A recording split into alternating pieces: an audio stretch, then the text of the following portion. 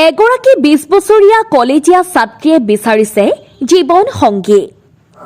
ছাত্ৰীগৰাকীৰ মন ডক্তৰ হোৱাৰ, কিন্তু আৰ্থিক অনাটনৰ বাবে সম্ভৱ নহয়। তাই এগৰাকী জীৱন সংগী বিচাৰিছে, যিজনে তাইক লিখা পঢ়াৰ দায়িত্ব গ্ৰহণ কৰিব। শুনক যুৱতীগৰাকীৰ নিজ মুখেৰেই। তোমাৰ জীৱনৰ লক্ষ্য কি? আমার জীবনে অনেক স্বপ্ন ছিল, যদি আমার বাবা বেঁচে থাকতো তাহলে আমার অনেক স্বপ্ন ছিল যে আমি পড়াশোনা করে ডক্টর হব। হ্যাঁ, কিন্তু আমার বাবা নেই। বাবা না থাকার জন্য আমার মা আর কি সেলাই মেশিনের কাজ করে আমাকে পড়াশোনা করায়। তো জানি না আমি বুঝি বেশি দূর পড়াশোনা করতে পারবো।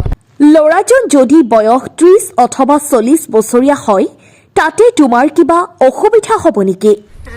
দেখেন ভাইয়া, বয়স কিন্তু না। হ্যাঁ, যদি সে একটা ভালো মনের মানুষ হয়, যদি একজনের উপকারে আসে, তাহলে তো কোনো কথাই নেই।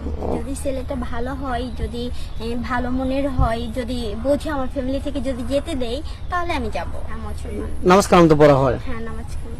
আচ্ছা, তোমার কি যৌথ ফ্যামিলি ভালো লাগে না সিঙ্গেল ফ্যামিলি ভালো লাগে? আমার কাছে যৌথ ফ্যামিলি ভালো লাগে। এরকমটা কেন? কারণ এখন চাচ্ছে যে বর্তমান যে কালচার শুধু স্বামীকে চায়, খালি স্বামীকে নিয়ে টানাটানি করে, শ্বশুর শাশুড়িকে নিয়ে টানে না।